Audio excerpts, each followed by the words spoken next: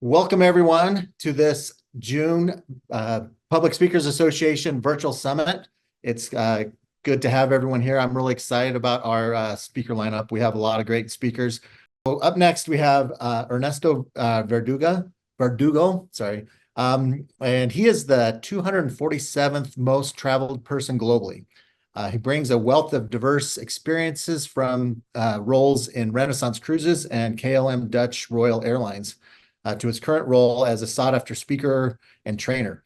With exposure to over 120 nationalities in 57 countries, Ernesto's global outlook enriches his work, fostering a profound understanding of cultural nuances.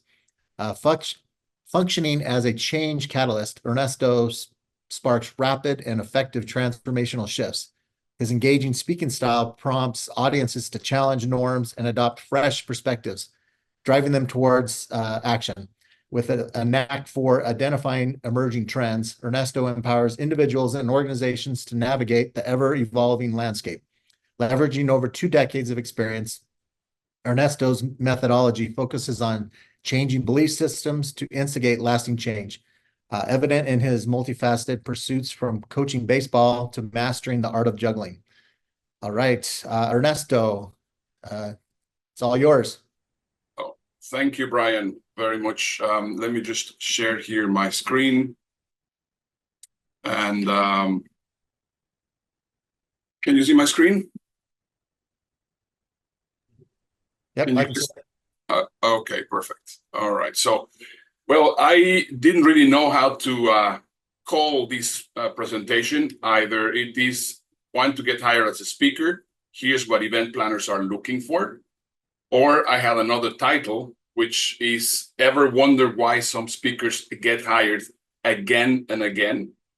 So what I'm going to be showing you is exactly what you need to get hired to speak. A couple of days ago, I saw this line on the Event Planners Journal. It says presentation skills, on-stage performance, or even eloquence are no longer the most sought after qualities by event planners today. The best stages are now reserved for individuals with a strong digital presence. Trust, credibility have become the top priorities for event planners and decision makers. And let me tell you why this is happening. Right now in the AI-driven world, trust is the currency that matters most. So what you need? Instant credibility is your ultimate competitive edge. I got a question for you. What's the word with most opposites in the English language? And surprising enough, it's actually trust. Just think about how many words are actually opposites.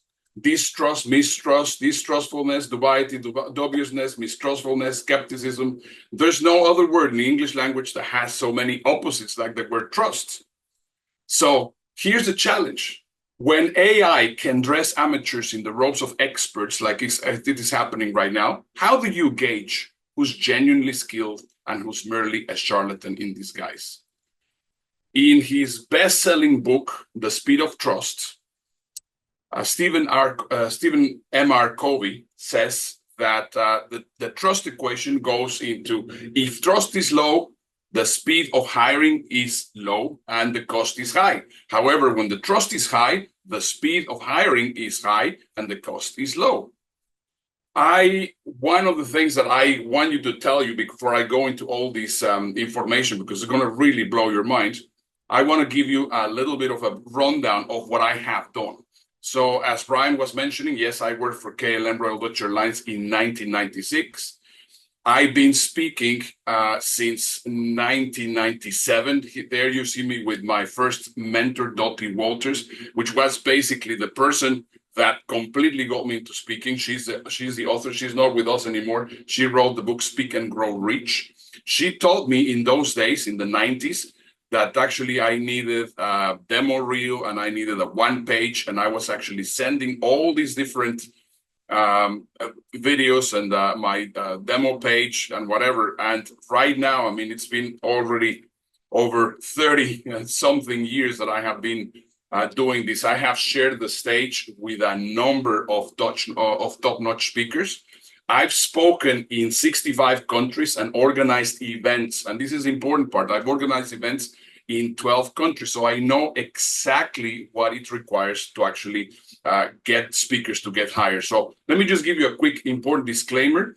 I've significantly reduced my my days on the road. I used to be up to 305 days on the road to 32 annually. I am shifting my focus from constant speaking to teaching others my strategy. So now I selectively choose my speaking engagements, with 95% of them inviting me to speak. Now my journey has evolved from seeking opportunities to being sought after. So what I want you to do is I want you to go into the mind of an event planner. Because if you understand how event planners think, you're going to be hired to speak. So one of the things that you need to understand is that event planners hate taking risks. Event planners, in many cases, are not the decision makers. That's very important that you take into consideration. And third, the speaker selection process has changed dramatically since the pandemic. Why? Because, of course, there are less events than before the pandemic. And, of course, they have now an upper hand. So one of the things that you need to know is that all these event planners are going to research you like if there's no tomorrow. Nearly 99% of the speakers' decision, 99% of the decision to hire a speaker hinges on what they will find to you online. So I love this quote that says, in this world, nothing can be said to be certain except death, taxes, and the fact that you will be Googled.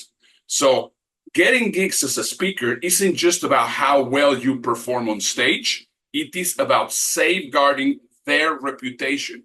The event planner is not thinking about you as a speaker, is thinking of themselves and guarding their own reputation. So these event planners have a tough job putting together an event, and they want to make sure that you're the right fit and that you are going to be putting their worries to rest. Why? Because their careers depend on it. So what is the most important concern for an event planner during a speaker hiring process? Will this speaker enhance or undermine my reputation? How are they going to find out? Well, rest assured that they are going to Google you. When they Google you, the first thing that they're going to be looking for is how many pictures of you can they find online. That is because, of course, they want to make sure that you have a strong digital footprint. If you don't have a strong digital footprint, that is already a warning sign for them. Also, they're going to be checking how many results are there about you. Do you have a digital bio? Do you have raving reviews? Do you have videos? How many results are of people talking about you? Many of them are going to try to figure out if you're actually a Google entity. What is a Google entity? A Google entity is this thing that you will see here. Basically, that is a knowledge panel. This means that you need to be, that they know that you are really the right person. Most of them, what they're going to do is they're going to go through your LinkedIn profile. Many will actually check your YouTube channel to see if your videos are being watched. If you have a YouTube channel with videos that have 10 views, 15 views, 20 views, and that's it, that's already also another warning sign. They are going to see if you have actually a decision-maker-centric portfolio. Why is this important? Because most speakers have a website that it's B2C oriented, not B2B oriented. Remember, if you have a website, a speaker website, where you are actually talking to your client is not the one which is going to hire you. The one which is going to hire you is the event planner. So in most cases, you need two websites. So that's another of the things that they're going to be checking. In your website, if you have stock footage, that of course is going to give away that you are an amateur. They're going to be checking if you have third-party verification.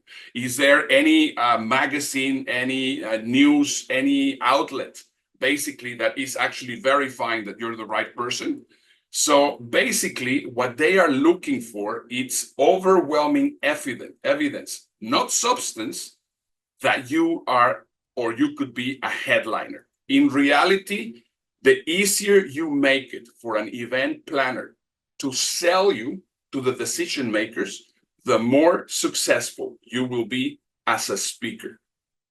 Bear in mind, 93% of all speakers market themselves like this. They have a one sheet. A one sheet has not worked for the past 10 years. Yet many people that actually teach speaking, they tell you that you have to create a one sheet. Who cares about one sheet if you have right now Google? But people are still doing it like this. The big problem is that those one sheets have 100% substance and 0% evidence. You say, well, you know, I am great in speaking. I am great in doing this, great in doing that. Nobody cares how great you are. All they need is evidence. And why is this so important for them? Because perception is real even when it is not the reality. So you could be a very good speaker. However, if you do not have all the evidence, you're not going to get hired. Why? Because event planners hire headliners, not speakers. So the big question that you might be having yourself right now, it's how could you become a headliner? Well, first of all, let me just give you exactly the way that you're going to do it. Headliners avoid auditions. Put it down, write it down. Headliners avoid auditions. Auditions are as good as throwing your name into a hat. Now, how does an audition work in the speaking industry? Well, let me show you. If you, for example, see or search for call for speakers, which right now, if you Google call for speakers, there's going to be thousands of calls for speakers. If you actually fill up the form and send your one sheet and whatever, you're actually getting yourself on an audition. Now, if you, for example, you want to get speaking opportunities and you have a one sheet and then you send that to your prospective people which are going to hire you, nobody's going to hire you. Once again, nobody is hiring you from a one sheet. So I know that this might sound a little bit shocking. So what I want to do, and this is the gift that I want to provide you, is I want to give you a free speaker marketing assessment call so that I can actually help you get hired to speak. Again, I have hired about 500 speakers, taking them to a number of different countries. So during this call, what I'm going to do with you, once again, there's no cost for it. What I'm going to do is I'm going to evaluate your unique value proposition. Most speakers have no idea what is their unique value proposition. I'm going to help you make sure that your message resonates with your target audience. I'm going to assess your website effectiveness in attracting event planners. I'm going to tell you how to boost your online presence so that you have actually better visibility. In fact, just Google me and you're going to see the strong online presence that I have. I'm going to give you an in-depth analysis of your LinkedIn profile because, of course, that's another big thing that event planners are looking for. I'm going to help you enhance your professional image across all the social media platforms.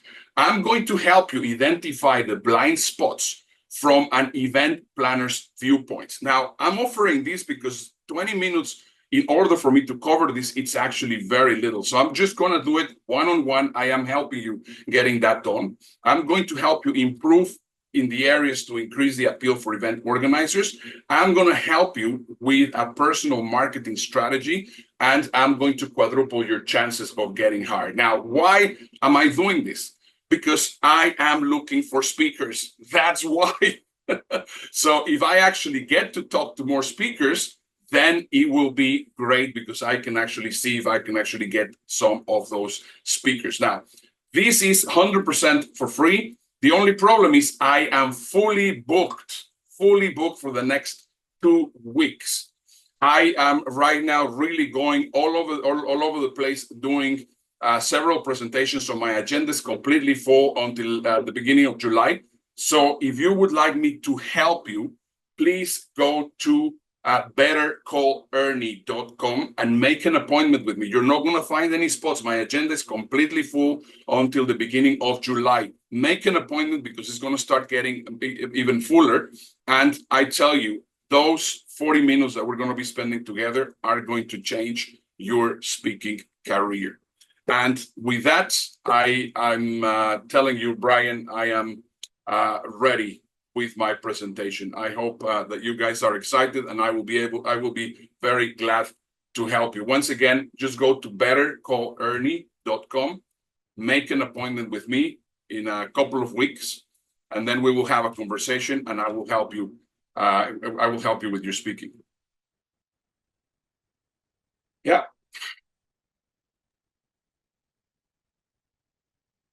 Does So, anyone have any questions for Ernesto or Ernie? I guess we can call you Ernie. yeah. If no one has a question, I have one. Tell me, Brian. Okay, so Ernesto, or Ernie, Yeah. if a brand new speaker comes to you, they're just getting started. Yeah.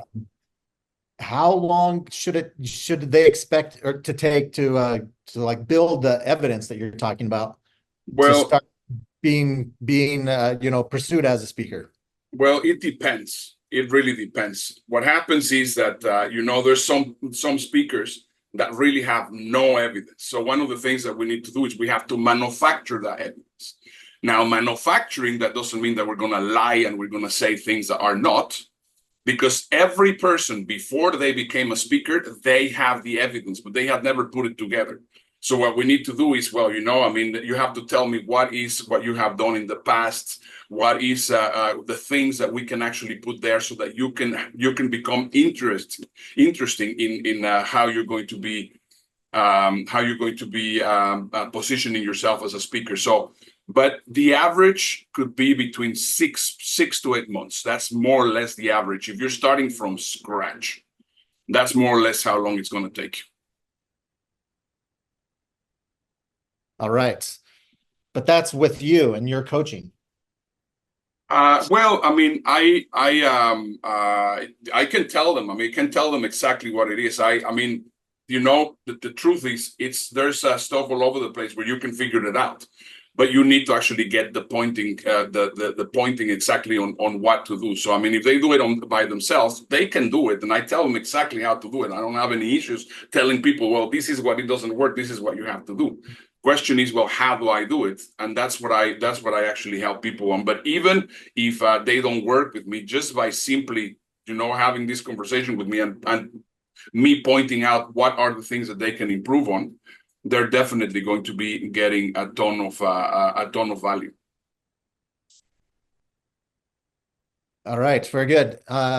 Anyone else?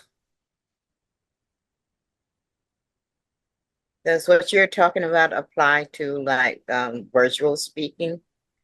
Because there seems to be a lot of that going around. Does this apply to virtual speaking also? Uh-huh. Yeah, well, I mean, the virtual speaking is it's part of speaking. I mean, right now, for example, one of the things that most virtual speakers have no idea is how to actually really use tools like Zoom into presenting themselves. I mean, you can see it. I mean, you have to make sure that you know how to present yourself also here. I mean, I've seen some speakers that they, for example, are talking like this, or they have the camera completely wrong, or they're using really strange logos. I mean, Lawan, I know you already for a while. For example, one of the things that I can tell you is definitely that background that you have, it's not helping you in any way, shape, or form. That actually affects you as a speaker. I mean, I'm telling you kindly, because I know that is something that is going to be serving you. So if you're doing a lot of events and you're actually having these kind of backgrounds, that actually doesn't look good. so make sure that you're actually having a plain background, something which is not. Make sure that you are more or less like Brian, or I am myself, or you need to be at this level. Make sure that you have good light. Those kind of things are also very, very important, and many people are not aware. So it's a complete different environment. It's something that is called stagecraft. And that is also something which is now very, very important in speaking. But yeah, I mean, your digital footprint is also very important, even for digital presentations. Okay, thank you. Yeah. No one else? All Hi. right. Oh, is there someone there? Yes. I have a question regarding the how to build your like for example a portfolio, something like that. How to start? How to start? Yes, yes. Since as a beginner, As a uh, beginner? Well, like idea. one of the things that you need to do is you need to see some websites. You can need to see some portfolios of speakers which are getting hired. I mean, I can recommend you, for example. I mean, there's a number of them, but you can see mine. I mean, if you can go to bookernesto.com, you can see all the elements. That platform, that portfolio is actually presented exactly, sharing every single thing that an event planner wants to see on a website. So what happens is, even before I arrive or even before I talk to them, I avoid the audition. All they need to see is they see my portfolio, and they say, oh my goodness, this guy is definitely somebody that I want to have on my stage. So you need to learn. If you're really getting started, you need to learn what is required, if that makes sense. All right, awesome. Thank you so much. Yeah, you're welcome. Okay, if there are no other questions, we will thank Ernesto for being with us today and speaking. Thank you, Brian. All right. We'll talk later, Brian. We have a call pending. Yes. Okay. We'll Thank you. Take care, my friend. Thank you, everybody.